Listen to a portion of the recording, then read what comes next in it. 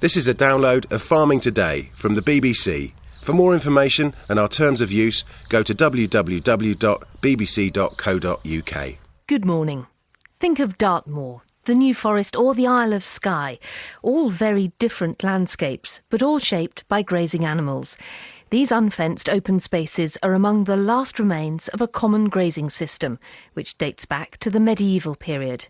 And though 24,000 people have common grazing rights in England alone, there are fears that, as fewer of those rights are exercised, many commons are becoming neglected and overgrown. So today we're looking at whether commoning has much of a future in the 21st century and what its decline might mean for the landscape, for farming and for wildlife. We start in the Malvern Hills on the Herefordshire-Worcestershire border. There, the Malvern Hills Conservators look after 3,000 acres of common land and have been trying to reverse the decline in its management. Melvyn Rickaby met the group's acting director, Rob Havard. It's a misty day here in the Malverns. You can see maybe 30 yards ahead and that's about it. Trees just appear out of the mist, crows flying by. It's rather eerie. The odd bluebell with raindrops hanging off them, dotted around the hillside. Let's start with the basics, Rob. What is common land? Common land is land that other people have a right over. It's called a right in common. And that right can relate to grazing animals. It's the right to depasture animals, the right of piscary, which is to catch fish, the right of estovers, which is to take all fallen timber by hook or by crook, which is where that saying comes from. Also the right of pannage, which is the right to graze pigs on acorns in the autumn. So they're quite specific rights. Quite often people think common land is common and open to all, but that's not the case. OK, well let's see if we can actually see any commoning going on. The landscape's opening out a bit now. Can't quite tell whether we're nearing the brow of the hill because I can't quite see it, but is keeping animals up here the only way to keep it looking good? Are there no other ways of land management that could have been used? You can see from the topography here that it's almost impossible to get a tractor on a lot of this ground. We just simply can't manage the vegetation without the sheep. So it's a really nice system, and it's one that's been working here for 2,000 years, so why change something that works? And was there a problem with the people just didn't know that they had rights to graze these land? Is it widely known that if you have a farm or a house or even a flat that's close to a common, you could possibly have the right to keep horses there, take fish from there, take logs, or keep your sheep up here? I think that's right. So a lot of people don't realise they have it attached to their property, and it's on the deeds of their property if they were to look for it. But there is the other side. Some people like the idea of having the rights, and they know they've got the rights, but they don't really want to look after sheep and cattle because it is a 7-day-a-week thing. You can't just run off on holiday now and then. It's a way of life, and I think that's one of the reasons why it's reduced as well. OK, well let's carry on up the hill. I can hear a quad bike and some bleating going on, so we're in the right place. There we are. The flock of fluffy white sheep. Matt, the commoner here, is putting out some feed down on the grass, and the sheep are tussling among themselves to get the best portion.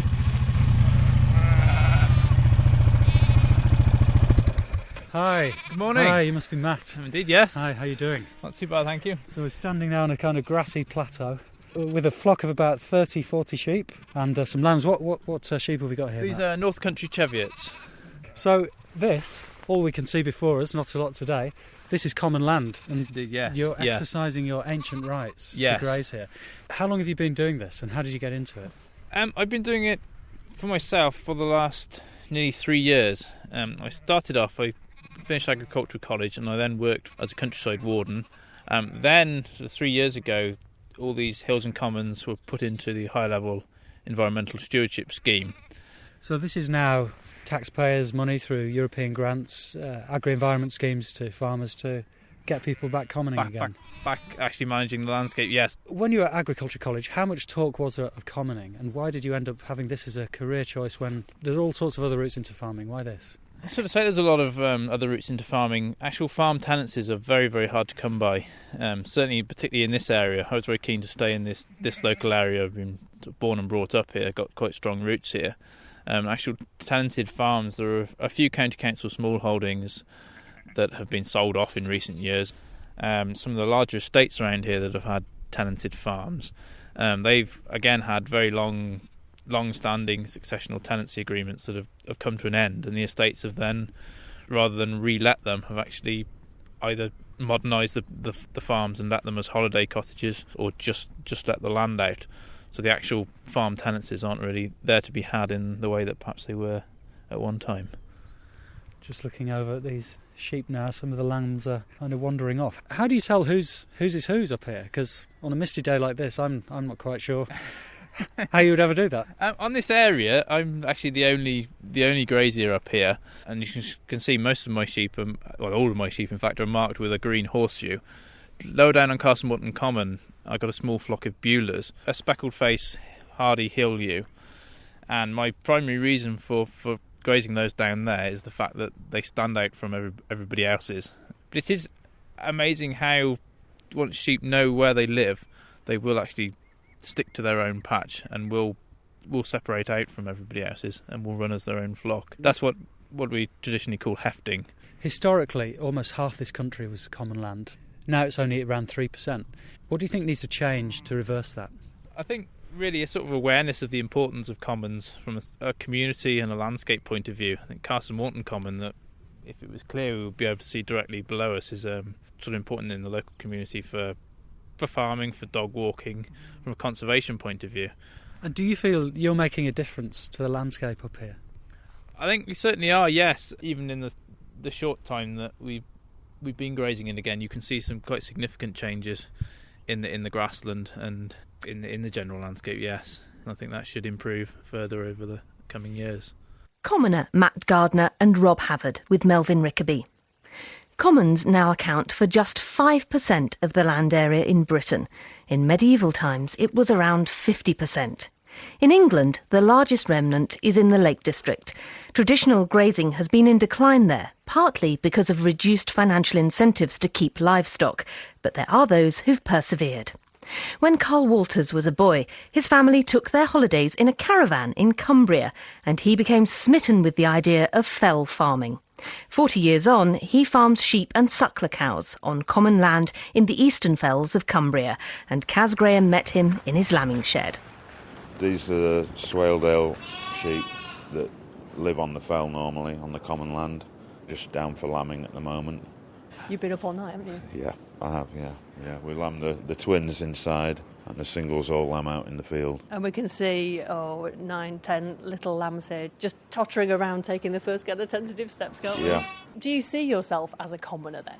Oh, absolutely, yeah. I'm very proud of the fact that I'm a commoner, proud of the fact that I'm a hill farmer. It's quite challenging in this day and age. Up this road alone, 25 years ago, there were 4 farms, all grazing the common. And now there's only one.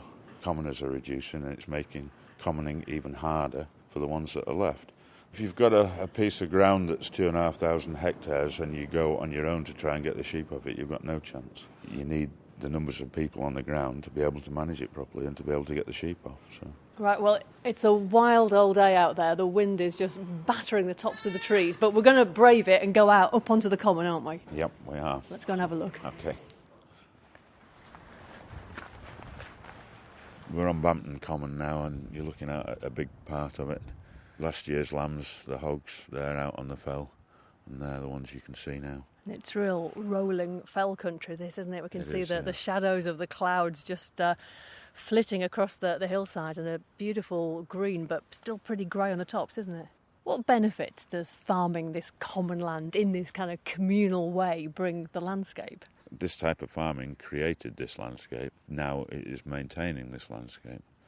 Without the sheep on the common and the commoners, it would probably be completely overgrown. And is there something kind of attractive about farming this land together? I mean, is there a sort of sense of shared responsibility almost for keeping this land like it is? There is, and there's a great sense that you're carrying on what all the people before you have done. You know, when you go up there and you're gathering sheep, I often think about how many other people have done exactly the same thing, probably in exactly the same way as we do today. Generations ago, they were doing the same thing. You've got two teenage kids on your farm, but neither of them are showing any inclination to farm as far as I can gather. What will happen to your rights on the common after your day then? After my day, the farm will be re-let to somebody else, hopefully, if there's somebody else prepared to have a go. On Bampton Common, there's 13 active graziers, and out of those 13, I think there are probably 2 possibles with people to take over after their day. So it could look a lot different in 10 or 15 years' time when people start to get too old to farm the common and start to retire. There's going to be quite a few farms come up to let. Kaz Graham with Carl Walters. The interest, or lack of it, shown by younger people in commoning is something worrying many of the national bodies looking at the future of farming and the landscape. The Forestry Commission now warns that young people are struggling to get into commoning in the New Forest, which could threaten the future of the landscape. And it highlights that it's getting harder for young people to acquire rights.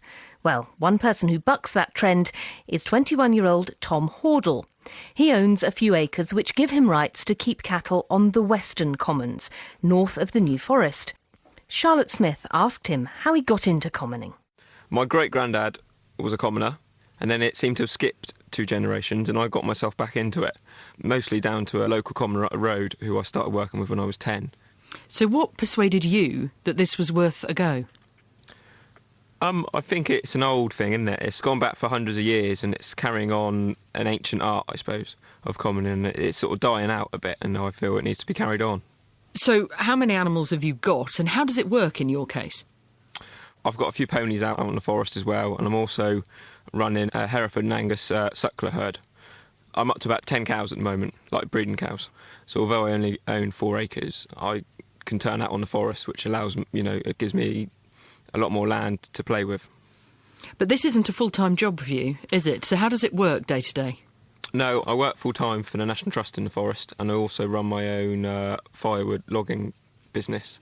So I sort of get up nice and early and do my chores for the animals, and then I go off to work, and I come back and I do some logging, or I go and check the animals and feed up in the winter and do that, really. So as long as it's light, I'm sort of working. And to do this, you need to own some land to get the rights to the commoning. Yeah, you can either own it or rent it. The right comes with the land you own or rent, which enables you to pasture cattle or ponies or pigs on the forest. So it depends, whether you've got the land to do that. Do you know anybody else your age who's doing this?